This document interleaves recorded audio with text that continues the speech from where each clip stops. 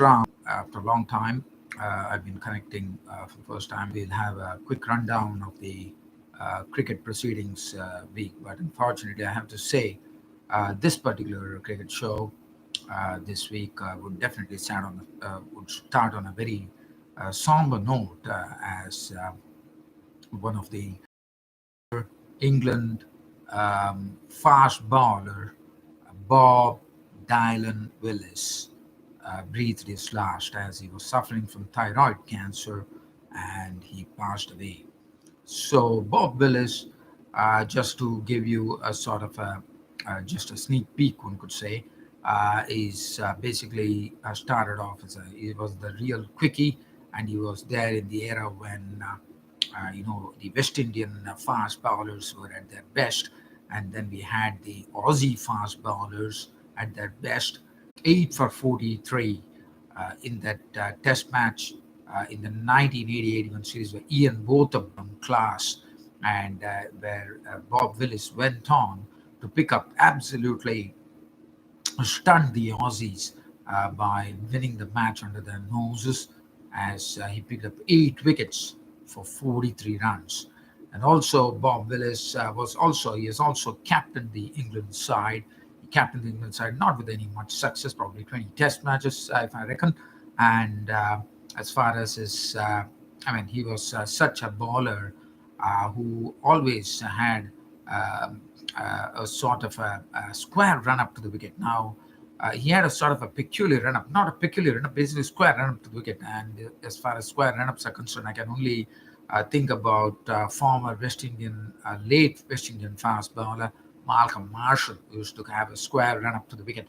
And Bob Willis was really steaming in. If you see him, he used to come with he used to really bustle in as he came towards the passing umpire and bowling the delivery.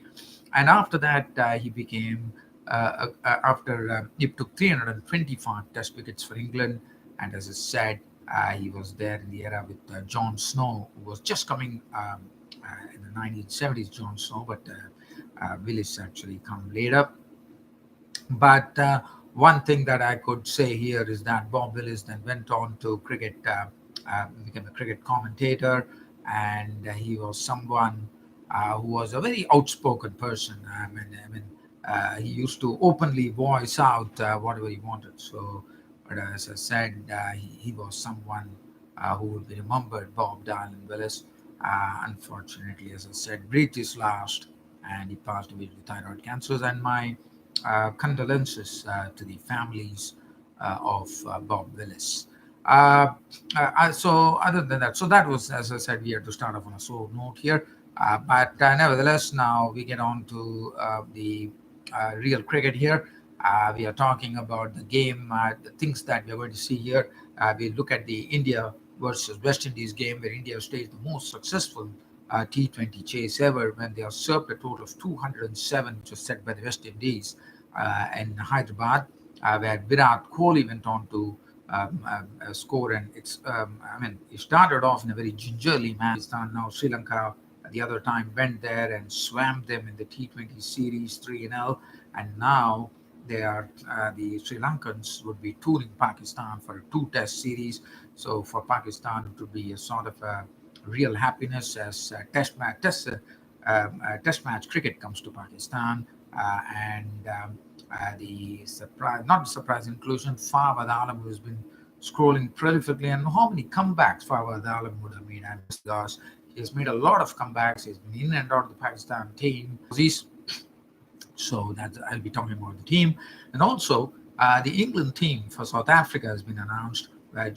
James Anderson, who was missing on the New Zealand tour, has come back, and that would really strengthen them with Jofra Archer, James Anderson, Stuart Broad, Chris Woke. I think that's a wonderful combination to have. And then they also have Barristow coming back into the team, and Moeen in business. So that's the West Indies game. As far as India versus West Indies, as highest successful ever chase has been against the Sri Lankans. And so there's an identical score that they had to chase against the West Indians, and they definitely did it in wonderful fashion. Virat Kohli, the Indian captain, leading the way. They made 207 for 5. It was a good toss to win, according to me, because Indian captain Virat Kohli won the toss.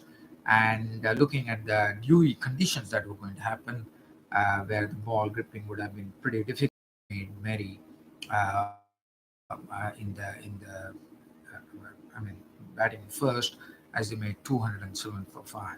If you're looking at the card there, Simmons was this immense advantage of the power play overs as he went on to make 40 knock of 31 of 23, 3 fours and 1 6. But Hetmyer and Pollard were the one who really cranked it up for the West Indians, putting on a 10 runs per over stand.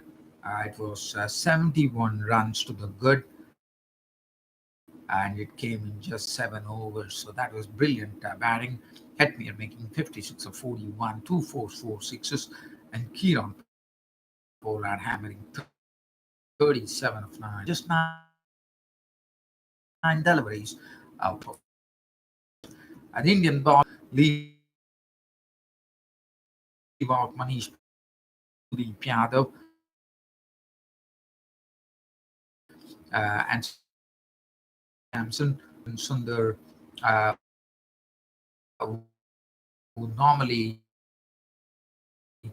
is a very good power play bowler, going to the cleaners 4 overs, 1 for 56. He was pretty guilty of bowling a lot of short deliveries, in my opinion, especially given Lewis. Bhuvesh Kumar 4 overs, 1 for 36. Jadeja 4 overs, 1 for 30. Was the pick of the bowlers, one could say, under the circumstances. Yuzendra Chahal taking some 2 vital wickets when this dangerous blokes bowling. Uh, so that happened. 2 for 36 for Yuzendra Chahal and Shivam Dubey bowling 1 out for 13 runs. As far as the Indians, it didn't start off well for them. Rohit Sharma being dismissed by Caddy Peer, the left-arm spinner for Jersey, showing what a class batsman he is by making a very quick fire 62 of 40 deliveries, which included his wide ball skills are the best.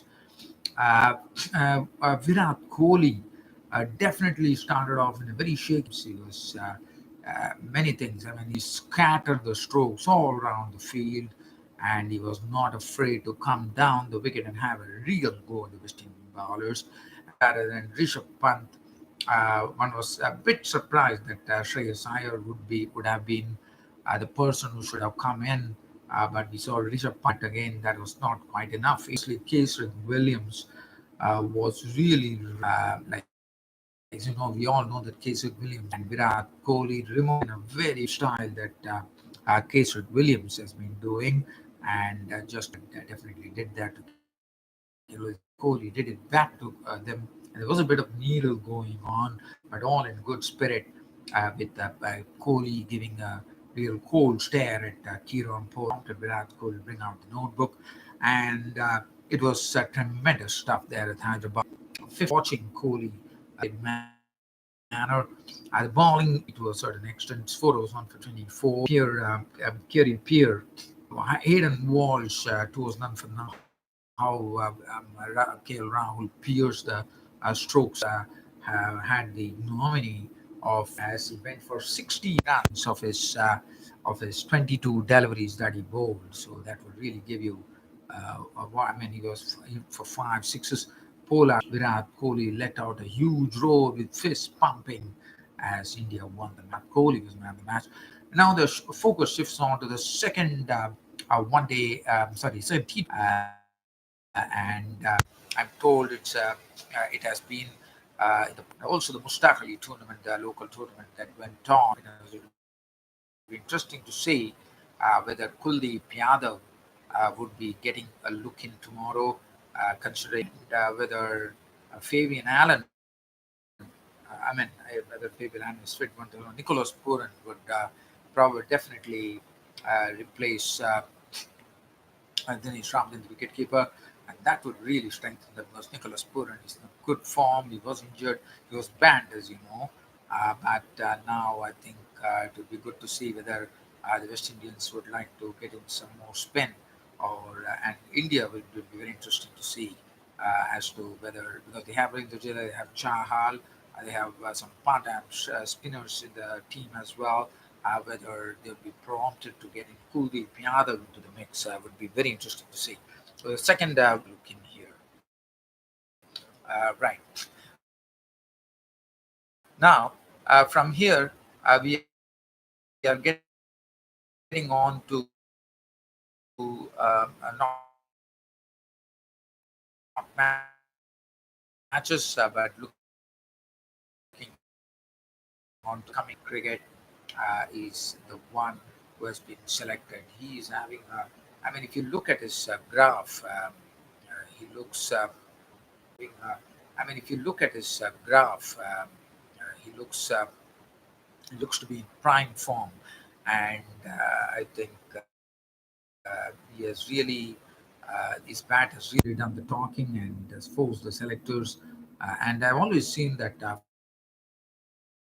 Fawad Alam is someone who's always been is more than a decade that he has not been in. For me, because Iftikhar Ahmed, I definitely thought did a very good job probably in the Babar Azam, you know what a and Nasim Shah, the pace bowler who is going to the night team Pakistan team with Fawad Alam.